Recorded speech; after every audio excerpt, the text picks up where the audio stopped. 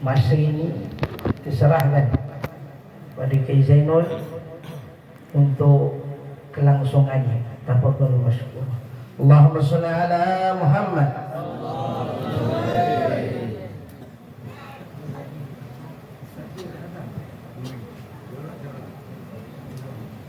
Ustaz Din letak. Tak.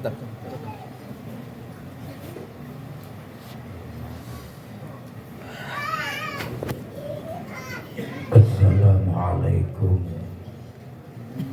warahmatullahi wabarakatuh.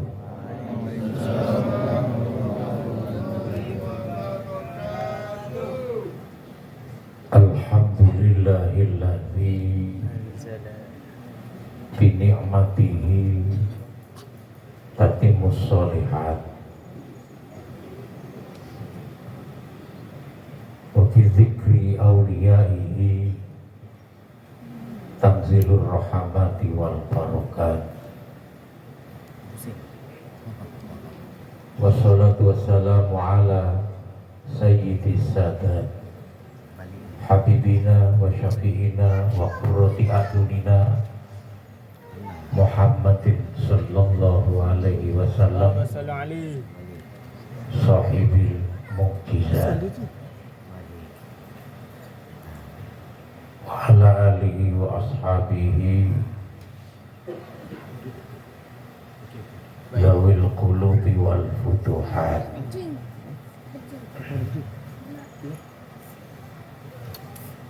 Pada yang kami muliakan, sahabat kami yang sudah semacam adik beradik, akhina fillah, Al-Ustaz Fatauillah, kawan lama,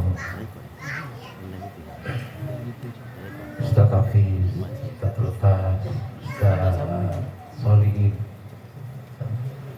Haji kemudian ini Habib Yusuf, Ustaz Said, Ustaz Lukman yang baru saya kenal, dan para tamu yang lain yang dapat saya sebut satu persatu tanpa mengurangi hormat saya pada beliau semua yang saya muliakan. Anak-anakku yang saya cintai, saya banggakan, muslimat semua yang hadir, fatayat muda dan semua yang hadir diberi panjang umur yang barokah, diberi sehat walafiat, diberi rezeki yang lancar dan barokah. Suatu saat kalau dipanggil Allah dalam keadaan husnul khotimah.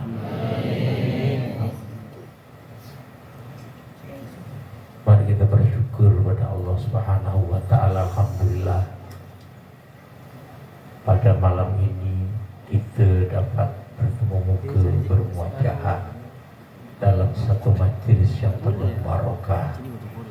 Mudah-mudahan kita semua tak hanya dapat berhimpun di majelis ini, tapi kita sama-sama dihimpun oleh Allah di surganya Allah bersama-sama, bersama dengan para wali-walinya Allah, para ulama-ulamanya Allah, lebih-lebih bersama dengan baginda Rasulullah.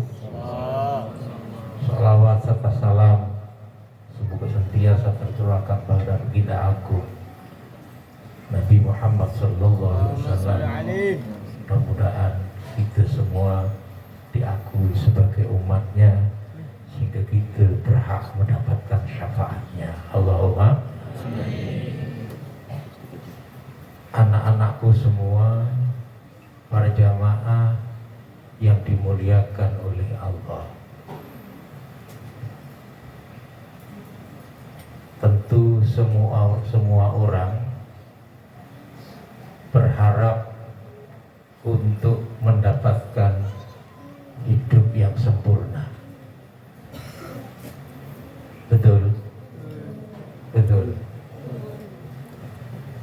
Menurut tuan-tuan, hidup yang sempurna itu macam mana?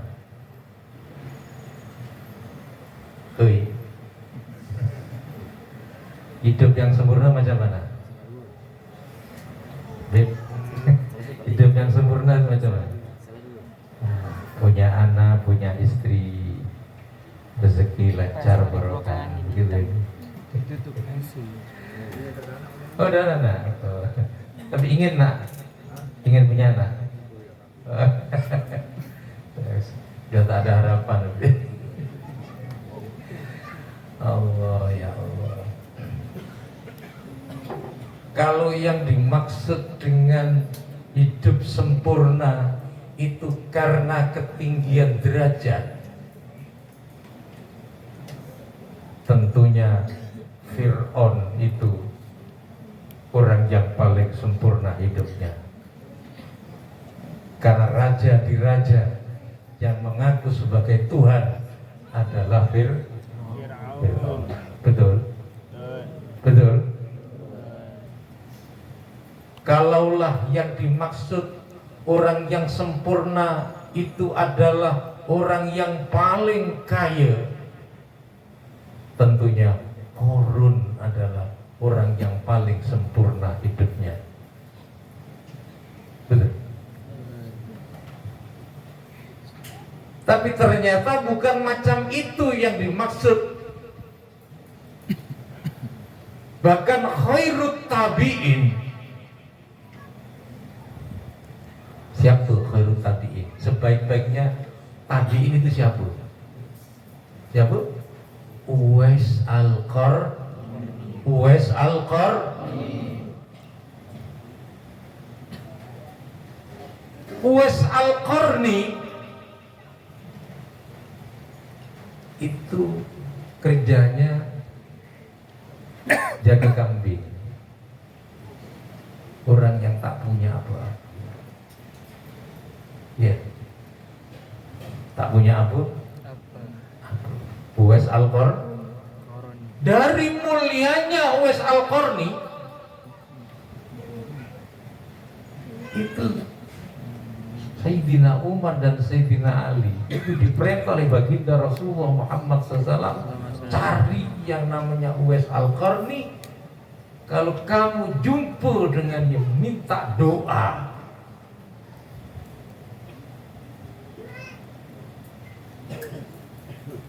Lalu kira-kira macam mana orang yang sempurna hidupnya ini? Oi, oi, macam mana kira-kira? Orang yang sempurna hidupnya itu adalah orang yang liqo dengan Sang Pencipta. Orang yang dalam hidupnya merasa jumpa dengan Sang Pemilik alam raya.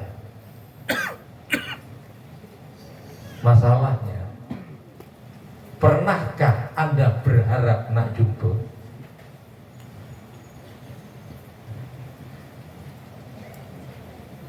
Pernah berharap nak jumpa? Belum. Belum.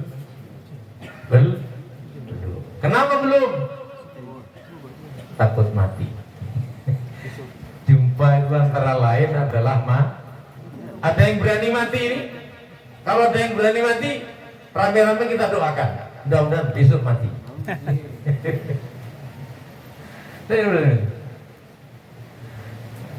Allah.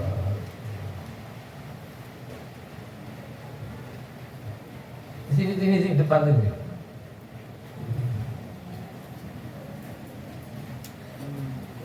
Jadi orang yang sempurna hidupnya adalah orang yang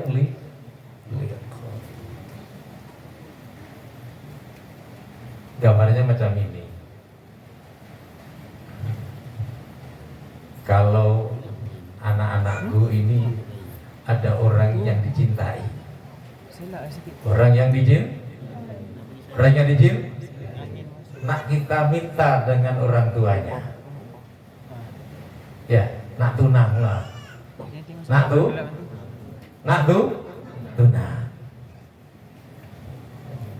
Bertamu di rumahnya Assalamualaikum. Waalaikumsalam. Alhamdulillah. Sini Ustaz, sini Ustaz, sini Ustaz. Dengan anaknya sekaligus. Ya. Oleh sahibul bait dijamu macam-macam makanan, dijamu. Semua ada. Dari makanan yang sehat dan makanan yang lezat, semua ada dijamu. Suka tak suka? Suka tak suka? Tapi orang yang diharapkan tak nak jumpa. Kira-kira macam mana perasaan kamu? Oi. Kecewa tak kecewa? Kecewa tak? Padahal kamu sudah dijamu macam-macam yang tak terkira. Semua, silo makan, silo makan. Mal. Tapi yang ditunggu-tunggu, yang ditunggu-tunggu tak nak keluar, nak jumpa kan. Bahagia atau kecewa? Bahagia atau kecewa? Macam itulah kita dengan Sang Pencipta macam itu. Kalau di hati kita sudah ada keinginan nak jumpa, itu berarti ada peningkatan keimanan. Kenapa kita tak nak jumpa? Ada kalanya nomor satu, belum kenal. Barang siapa tak kenal, maka tak cinta, tak sayang. Betul? Tak kenal maka tak cinta. Kalau tak cinta, nak berharap jumpa tak? Betul?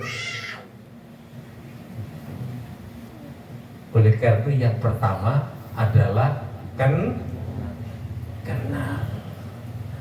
Ada kalanya orang yang tak nak jumpa karena banyak persoalan, banyak masalah.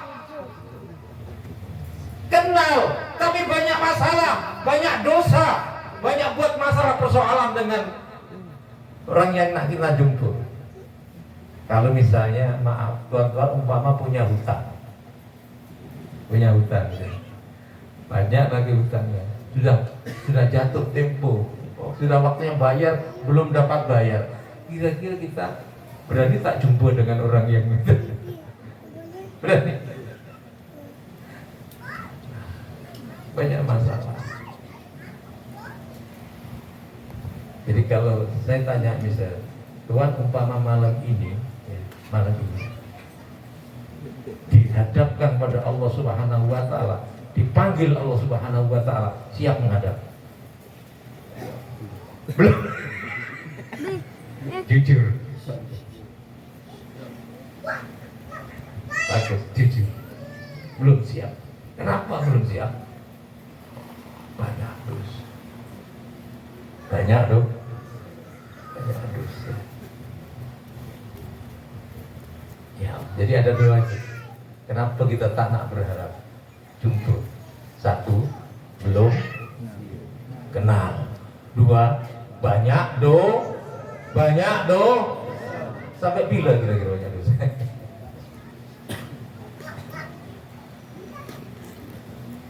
Oleh karena itu kata di kitab Zubat, awwalu wajibin alal insani ma'rifatul ilahi bistiqoni. Kewajiban manusia pertama kali itu adalah ma'rifatul ilah, mengenal Tuhan bistiqoni, dengan penuh keyakinan.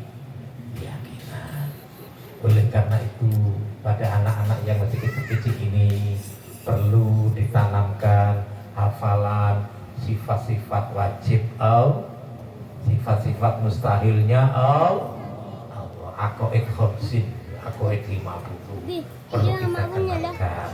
Wujud kita hafal tak?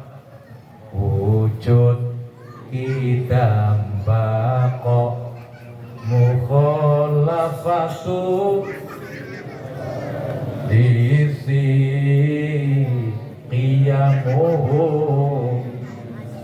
sihi wahdaniyah putra iradat ilmu ayat sama basar kalam qadiran muridan aliman ayat sami'an basiron mutakalliman adam khusus. Sama ini katanya adam khusus fana. Ini memang kita kurang baca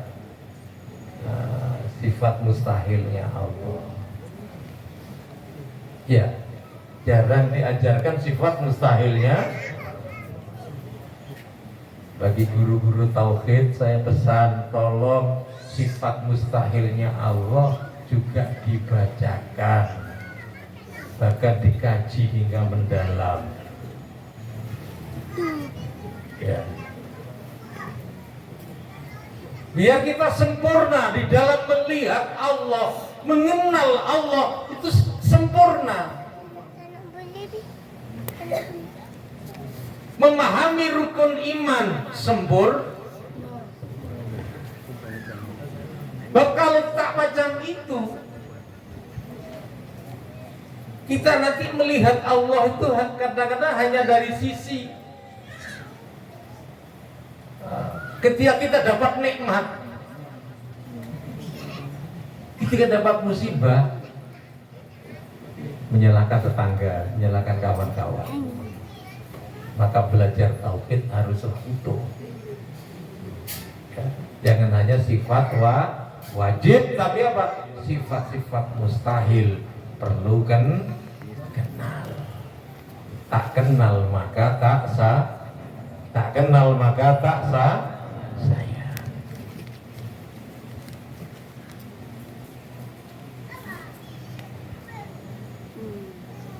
Sekarang kenal satu saja misalnya.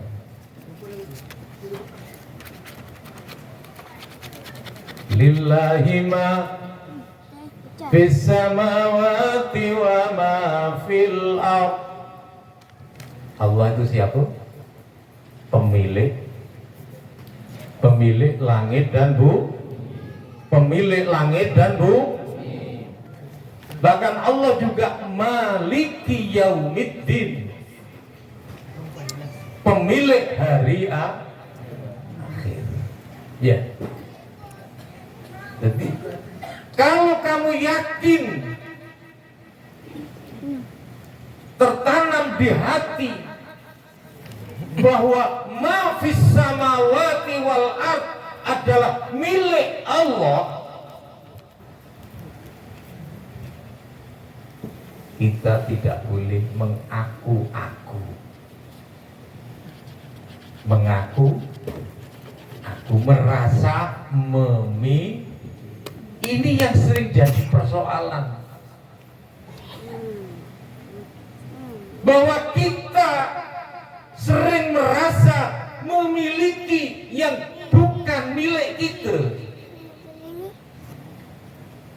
Ini persoalan. Ini saja. Jangan merasa memiliki sesuatu yang itu bukan milik kita.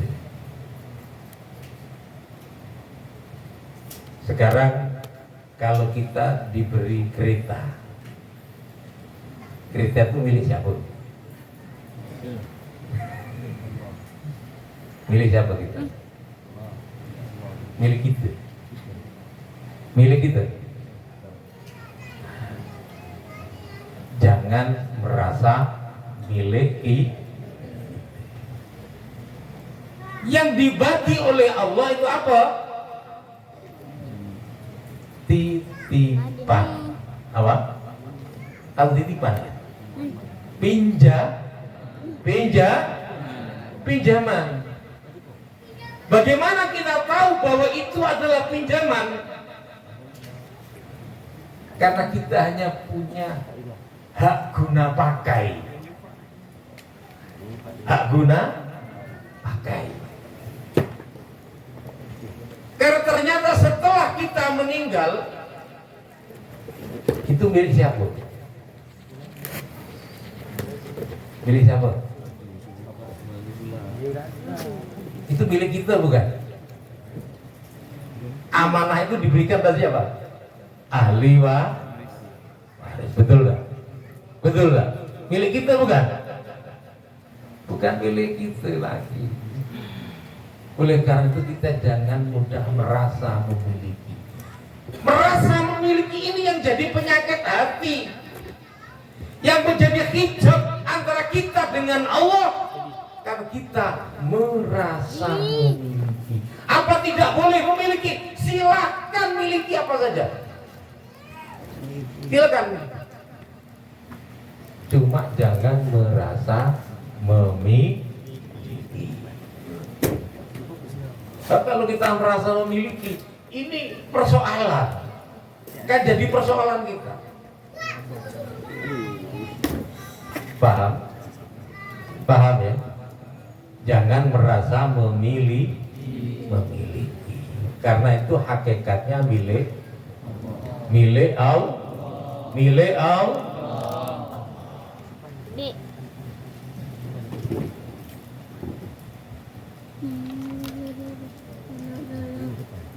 Selesaikan dulu anu, kalau bagi air saya ini terganggu dah. Selesaikan dulu.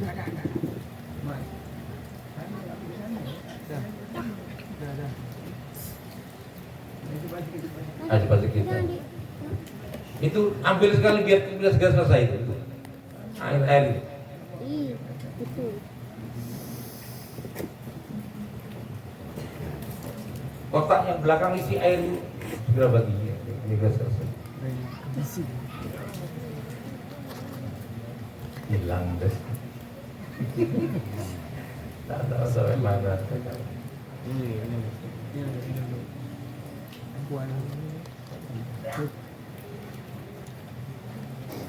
Sudah cukup, selesai. Jangan merasa, ini penyakit hati. Penyakit hati. Kemarin saya sampaikan di majlis kata Syekh Jalaluddin Ar-Rumi, jika kalian sakit jasmani, carilah dokter,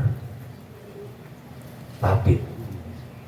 Tapi jika hatimu yang sakit, jika rohanimu yang sakit, carilah para ulama, wali-walinya Allah. Karena beliau adalah surujud dunya wa masobihul akhirah. Para ulama, kekasih-kekasih Allah itu adalah lampunya dunia, lentiranya akhirat. Orang kalau gelap hati, apa masjid boleh menjadi terang hatinya di bawah lampu ini? Boleh terang? Baru boleh terang setelah jumpa para ulama. Kalau kita kembali pada Quran hadis, bolehkah kamu kembali sendiri? Tak boleh. Tanpa ulama kita tak boleh apa. Maka carilah ulama.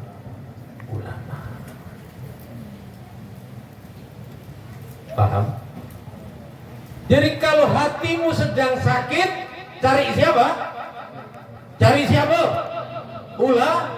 Kalau kamu boleh baca Quran dengan maknanya, tahu maknanya, tahu. Tapi yang dapat menyelesaikan itu adalah ulama.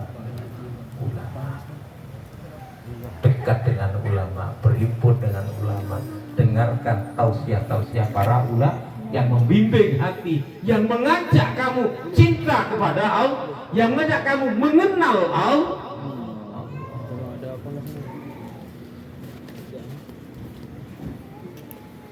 yang yakin, ini satunya aja, yakini bahwa segala sesuatu itu adalah milik Allah, milik Allah. Tapi jangan kemudian dijadikan salah paham. Nanti miliknya kawannya diambil. Loh, kenapa kau ambil? Milik Allah.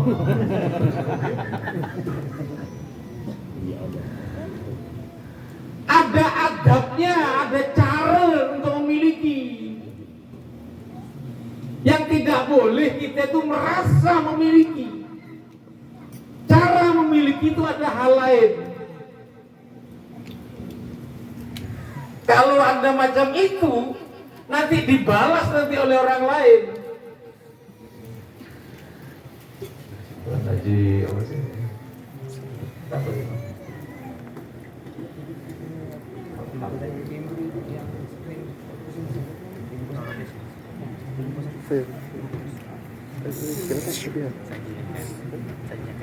Tutup.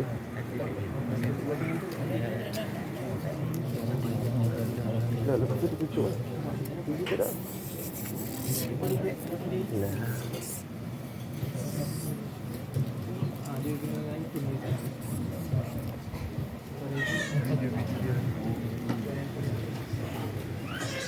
Kalau macam tadi milik orang lain diambil karena ini milik Allah. Kalau kamu nanti punya kambing, ya kamu ngambil ayam, kawan kamu juga balas nanti. Yang diambil adalah kambingnya kamu. Kenapa ambil?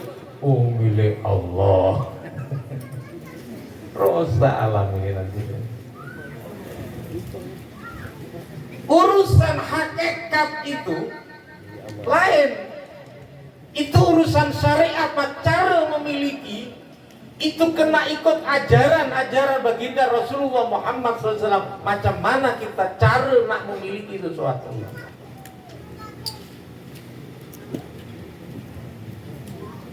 Tapi urusan rasa, setelah itu secara syariat ada pada kita tak boleh merasa memiliki walaupun itu hasil kita. Sekarang macam ini, misalnya kita tanam pokok sawit. Bagi orang yang tauhidnya kurang betul, yang tanam ini saya, ditanam saya, yang rawat saya, bahkan yang ambil saya. Maka kalau hasil adalah milik saya. Betul. Ada logik macam itu. Tapi coba sekarang tolong dipikirkan. Katanya kamu tanah milik saya. Yang buat tanah siapa? Cakap saya, Kapol. Betul. Yang kemudian dari kecil hingga tumbuh tinggi siapa? Kakak saya. Apa tiap malam, tiap hari kamu ini turun nih biar cepat besar, biar tinggi. Macam itu. Saya gitu. Yang menjadikan buah bahkan ada isinya siapa? Saya gitu.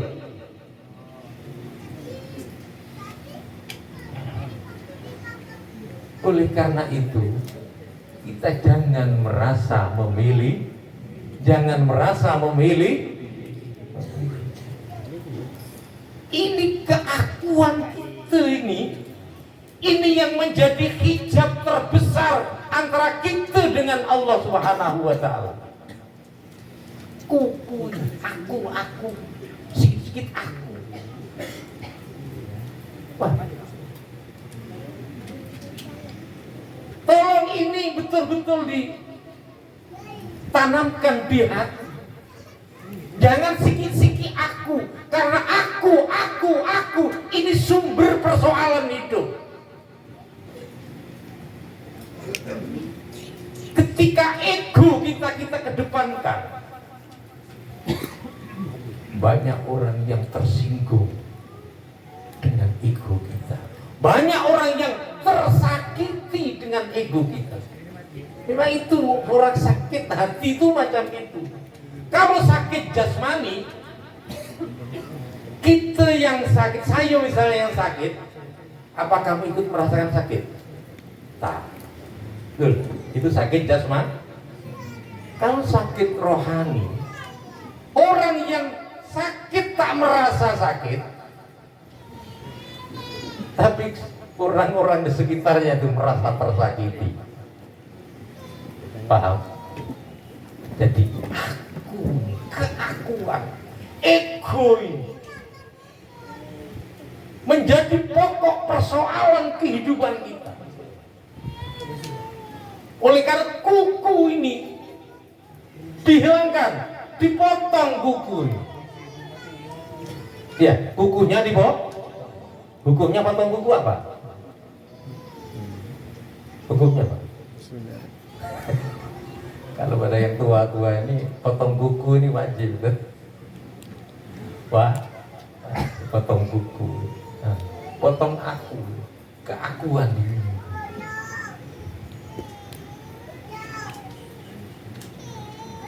Tapi ini pokok persoalan.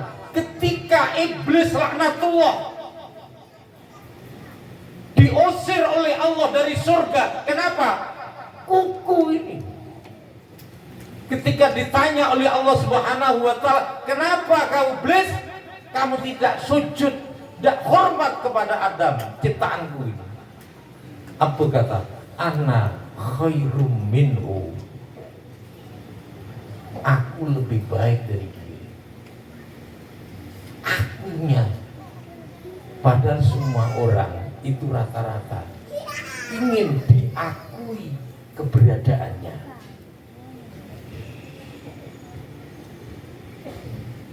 Dan ternyata aku ini menjadi persoalan hijab terbesar antara kita dengan Allah. Selama kuku ini tak kita hilangkan, selama itu pula kita tak akan boleh jumpa dengan Allah, tak akan boleh dekat dengan Allah. Wa man kana yarju liqa'a rabbih falyamal amalan salihan wa la yusyrik bi'ibadati rabbih ahada. Siapa orang yang berharap jumpa Tuhannya, fal ya'mal amalan sholihah, maka hendaklah ia melakukan amal soleh, apalagi kemudian beribadah kepada Allah, tidak menyekutukan Allah. Termasuk apa? Ketika kamu merasa aku, itu sama halnya kamu itu ada syirik khafi. Syirik yang samar. Di situ kita terhijab antara kita dengan Allah Subhanahu wa taala. Maka semua thariqah apapun, amalan apapun, itu kuncinya adalah menghilangkan keakuan. Tolong jangan sombong itu adalah penyakit pertama yang menyebabkan makhluknya Allah yang namanya iblis itu dihalau dari surga, dikeluarkan dari surga, bahkan diharamkan masuk surga hingga hari ini sampai hari kiamat. Karena apa? Sombong. Itu penyakit terbesar.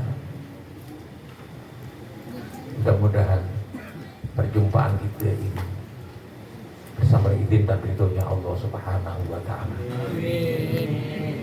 kita semakin hari semakin tawadhu, sujud kita kepada Allah. Itu bukan hanya sekedar sujud ritual, tapi sujud yang sebenar-benarnya, kita tunduk betul dengan Allah Subhanahu wa Ta'ala. Bukan hanya tunduk dengan Allah terhadap semua hukum-hukumnya, hukum syar'inya, tapi kita juga tunduk dalam segala aturan-aturannya dalam hidup ini, termasuk ridho dengan semua ketentuan Allah. Maka rukun iman yang nomor 6 itu adalah testing keimanan kita yang sebenarnya. Apakah Anda betul-betul beriman kepada Allah? Itu akan tampak kepada rukun iman yang berapa? Apa rukun iman ke-6? Baik dan buruk dari Allah. Baik dan buruk dari Allah.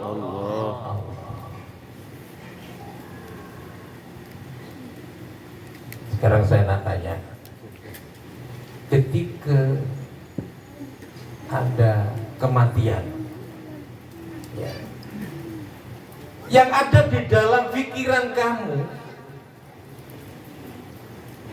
itu kenapa dia mati?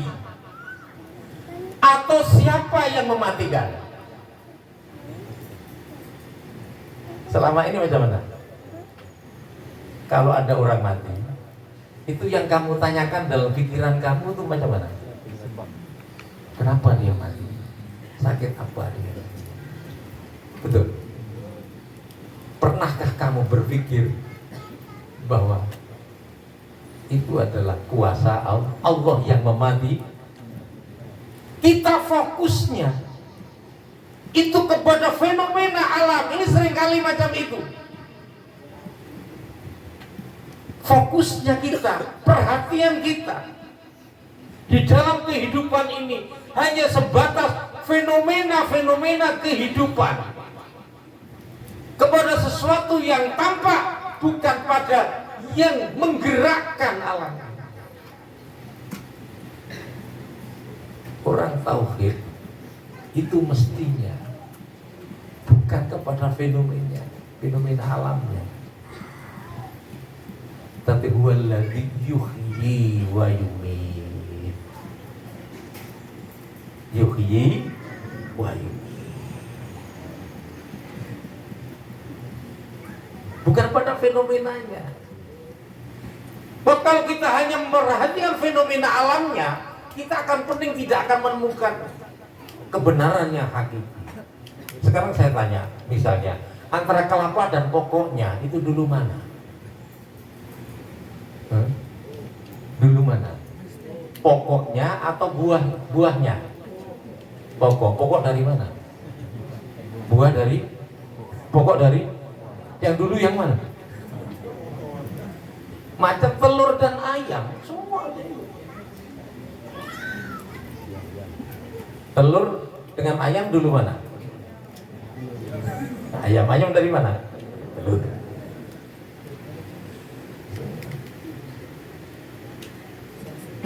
Maka ketika kita hanya memperhatikan fenomena alam ini, kita akan tak pernah putus persoalan.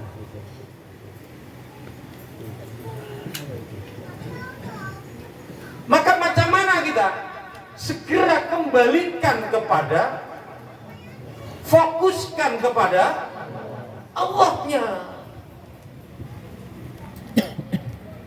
Ketika Tuhan punya kedainya lagi tak ramai, sementara kedai tetangga ramai, padahal sama-sama jual yang sama. Ya. Fokusnya kamu kemana? Hatinya kamu kemana? Ini tetangga saya dikasih tanah kuburan, diisukan tak sedap makanan lewat media sosial. Pada fenomena, melihatnya pada fenomena itu sering. Fokus kita itu pada pandangan mata yang tampak, bukan hakikat iman yang bicara. Maka saya ketika ada ayat Alam ya'ni lilladzina amanu aw takhsha'a qulubuhum li dzikrillah. Apa belum tiba masanya? Alam yakni, apa belum tiba masanya lilladzina amanu, bagi orang yang beriman, antakhsha'a qulubuhum, untuk khusyuk, fokus hatinya. Khusyuk itu fokus. Fokus hatinya li dzikrillah, ingat Allah. Belum tiba masanya, apalagi yang sudah tua-tua ini. Masihkah hanya memperhatikan fenomena sampai bila? Tunggu apa? Tunggu punya anak, tunggu punya cucu, tunggu kaya, atau tunggu mati sekali? Saya baca ayat ini tuh macam ditampol, macam begini kan. Alam yakni lilladzina amanu antakhsha'a qulubuhum li dzikrillah. Melihat fenomena yang seperti ini, ada kuasa Allah yang demikian, perhatian Allah demikian pada kita. Ada ayat satu lagi lainnya, alam yakfi bi rabbik. Apa belum cukup dengan Tuhanmu?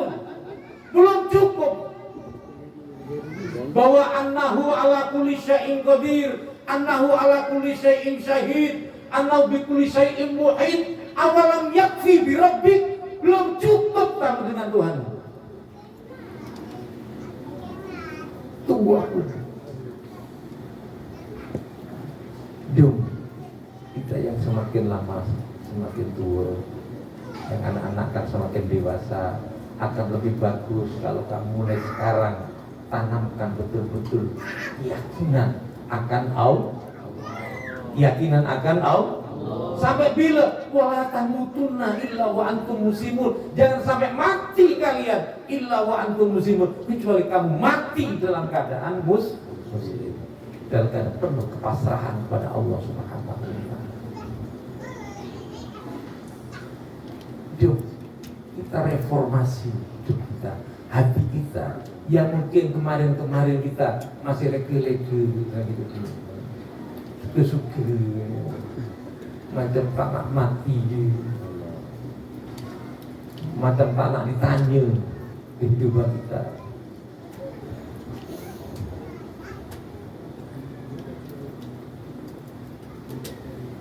Bukan mahkoto abdul, tidaklah melangkah mahkoto kodamu abdin, tak melangkah tapak kaki seseorang illa subila an salatin, kecuali akan ditanya tentang 3 perkara.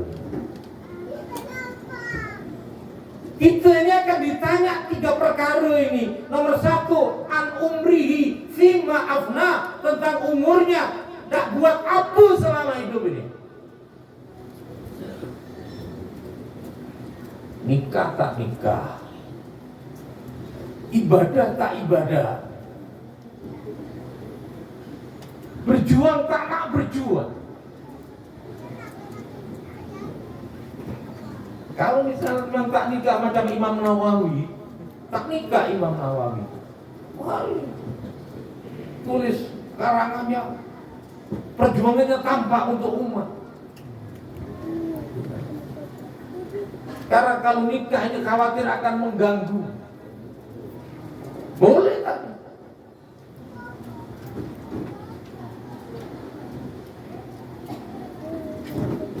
Untuk apa? Maaf, untuk umurmu, untuk apa?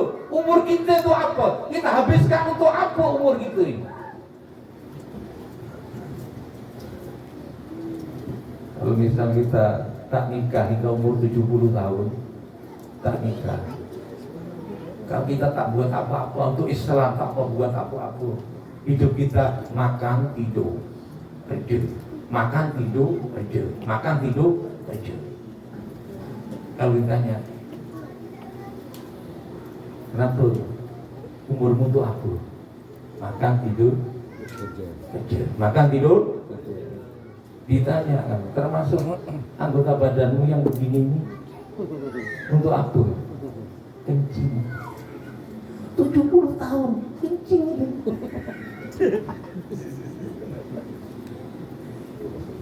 Kecuali kalau memang manfaat hidupnya satu.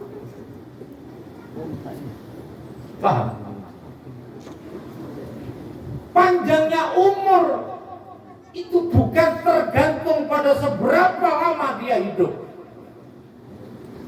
tapi seberapa manfaat hidupnya. Imam Syafi'i itu hanya 54 tahun. Umurnya 54 tahun. Tapi siapa yang tak kenal Imam Syafi'i? Manfaat ilmunya hingga sekarang.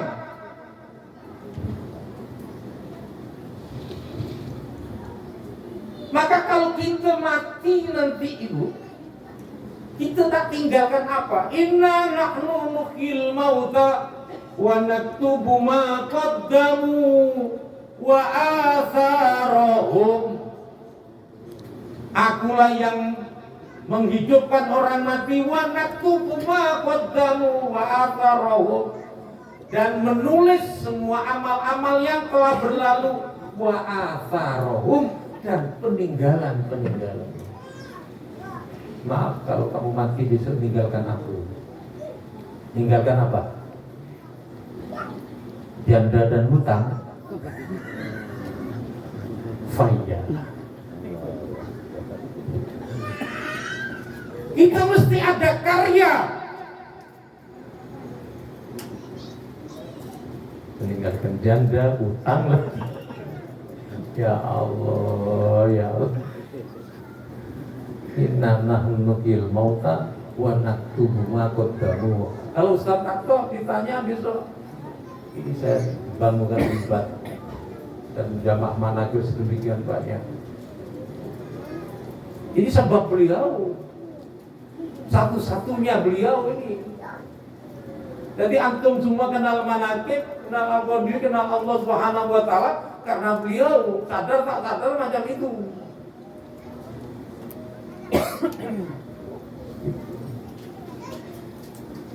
Paham? Kalau kamu nanti, siapa yang akan mengingat kehidupan?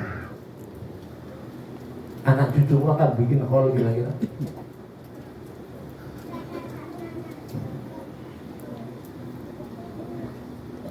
Yang kedua, an ilmihi fima amilabi.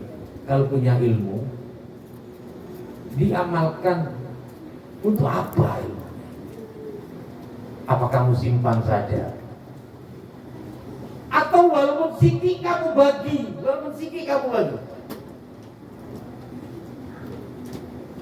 kamu yang ilmunya tak seberapa, tapi kalau jiwamu besar, punya semangat perjuangan, punya ghirah dengan Islam, kamu peduli dengan urusan umat Islam, dengan sedikitnya ilmunya kamu, ada kekurangan nanti Allah akan tambahkan ilmunya. Man amila bima alima allamallah ma lam ya'lam. Siapa orang yang mengamalkan ilmunya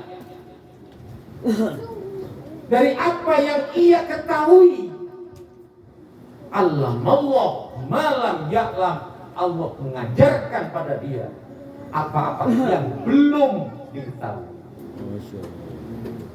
Jangan kecil hati. Maaf, walaupun ilmunya kamu banyak, tapi hatimu kecil. Berjuang tanah, begini saya takut nanti macam mana, ini saya tak punya duit, saya nak bangun surau macam mana, nak ajak umat macam mana. Padahal ilmunya banyak. Maka ilmunya ini akan hilang, tak ada maknanya. Lama-lama akan habis, bahkan dilupakan. Paham? Kalau ilmu dibagikan, tambah lama tambah banyak, maka berat sekalipun sedikit, kamu bolehnya membaca Al-Quran, ajarkan Al-Quran. Karena memang bisa saja baca Al-Quran. Man amila bima alima allamallah malam ya'lam. Siapa orang yang mengamalkan ilmu yang diketahuinya, maka Allah akan bagi ilmu yang belum, pakai lam ya'lam, ini pakai lam, di mana belum, malam yang belum diketahui. Jadi anak-anakku yang ahli perjuangan dan ilmunya kamu masih kurang, jangan kecil hati, jangan mundur kamu, jangan berhenti dari perjuangan kamu karena faktor ekonomi misalnya.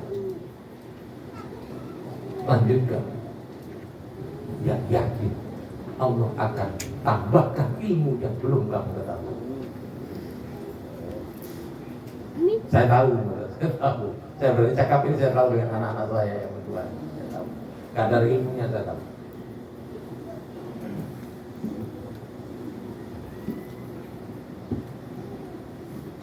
Jumpai ulama-ulama, biar kamu tambah dibuka hatinya.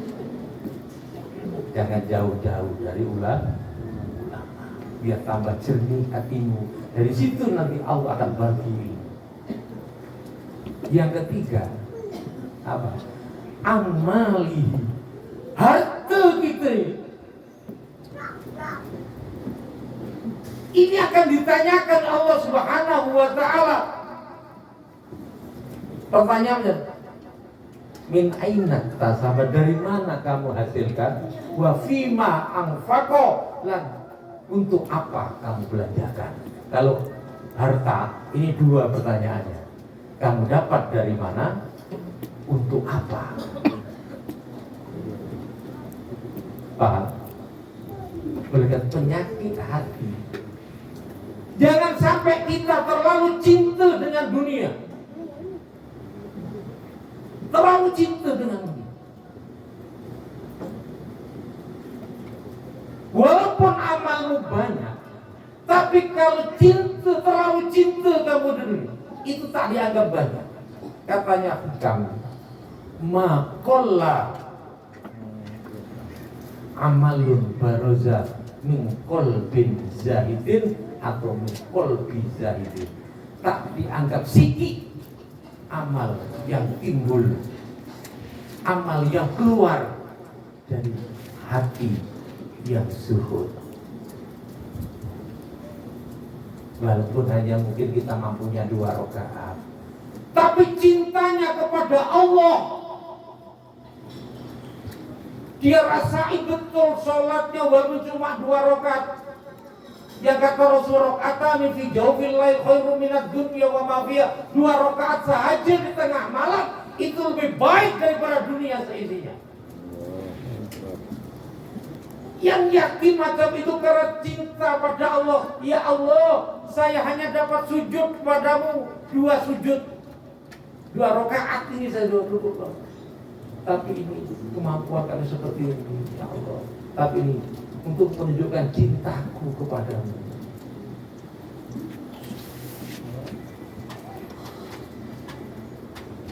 Itu khairum minad dunya wa ma fiha. Sebaliknya, maka surah amalun baroza min qalbin roribin atau min qalbi roribin,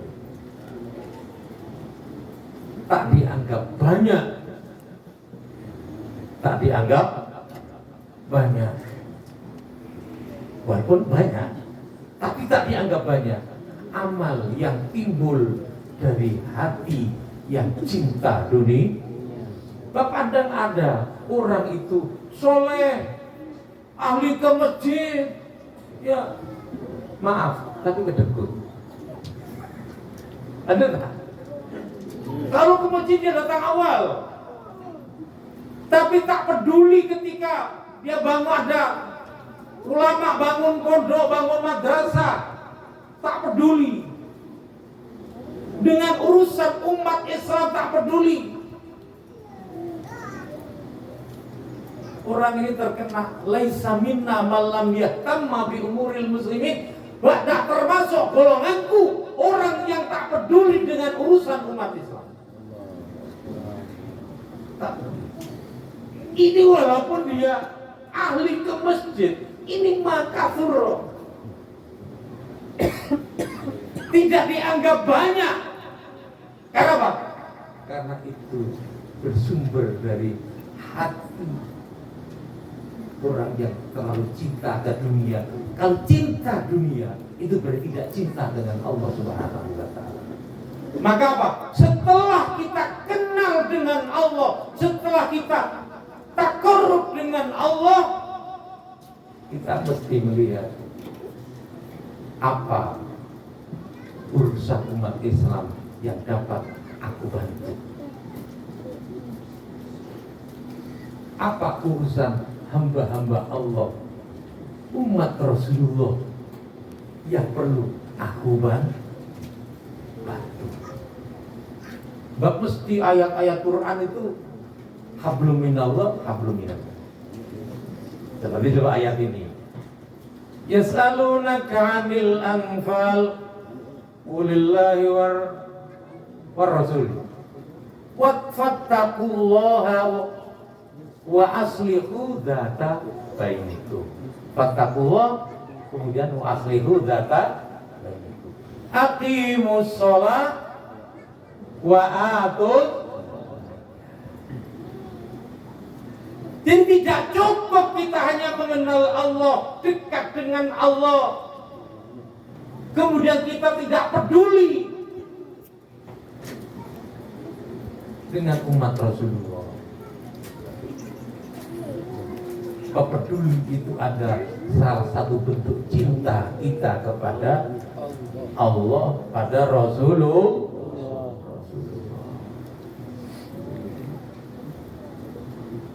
Maka untuk cinta kepada Rasulullah itu nomor satu.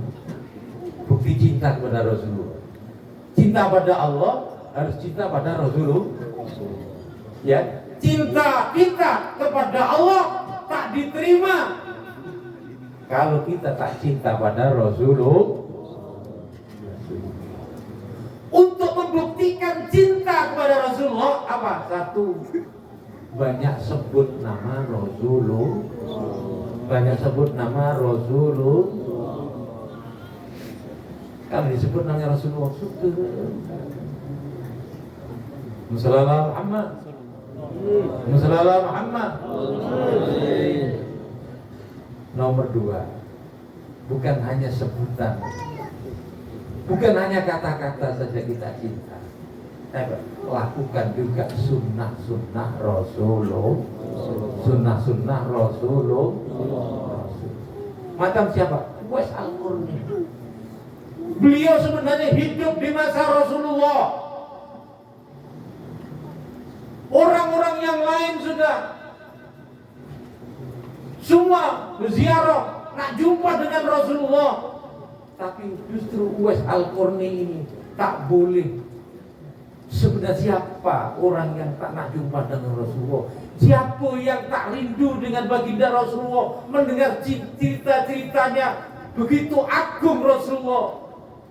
Tapi apa daya, Uwais Al-Qarni tak dapat menghadap baginda Rasulullah padahal dia ada pada waktu itu. Kenapa? Karena ada satu kewajiban, dia harus merawat ibu tercintanya yang tak boleh pisah kemana-mana. Ketika ada kawan-kawannya dia nak ziarah pada Rasulullah, dia sebenarnya ingin saya nak ziarah Rasul, tapi tengok ibu sudah, siapa yang nak jaga ibu? Kalau saya tinggal kepada menghadap Rasulullah, ibu saya macam mana? Jangan-jangan saya nanti akan kena marah oleh Rasulullah ketika jumpa kalau saya tinggalkan ibu saya. Akhirnya macam mana? Ibunya itu tahu diri. Nah, saya tahu kalau sahabat-sahabat kamu pergi kamu mencucurkan air mata, itu karena saya. Karena kamu terhalang oleh saya, nak. Sudah nak, sekarang itu ada kawan kamu nak berangkat. Sudah kamu pergi, sudah kamu. Saya ridho, tapi jangan kita cukup sampai di sini, mungkin kita akan jumpa di surganya Allah, nak. Saya tak apa pun, nak. Saya ridho, nak. Tidak, Umi. Saya justru takut tinggalkan ibu Umi sendiri seperti ini. Saya takut kena marah pada Rasulullah SAW, akan meninggalkan kewajiban, meninggalkan sunnah yang dicintai oleh Rasulullah. Biar sudah, Umi, saya tak jumpa dengan Rasulullah, tak apa. Saya rela, Umi, asalkan saya dapat melakukan kewajiban yang diperintahkan oleh baginda Rasulullah Muhammad SAW. Oh, macam itu, nak. Kalau sudah, nak, kalau gitu kamu saya doakan dapat berjumpa dengan Rasulullah, walaupun tidak secara langsung. Doanya Uminya ini ternyata didengar oleh baginda Rasulullah Muhammad SAW, sehingga baginda Rasul mengatakan, wahai Umar, Ali, kalau kamu nanti jumpa dengan namanya Uwais Al-Qarni, minta doa. Sehingga Uwais Al-Qarni itu khairut tabi'in, tabi'in yang paling baik di zaman. Bukan karena kaya, paham? Bukan karena kaya, bukan karena tinggi derajatnya, bukan karena banyak anak muridnya, tapi ma waqara fil qalbi, sebagaimana kata Sunnah Syekh Abdul Qadir Jilani radhiyallahu.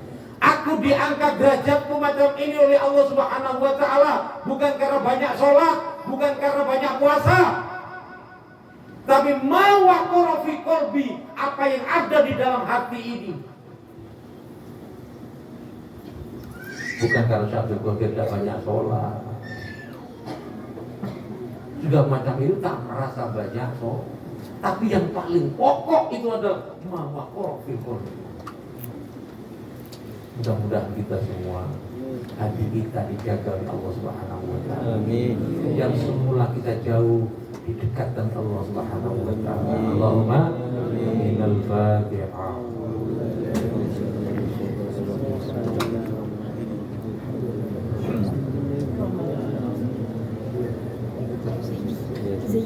Mari semua saja tahliyah.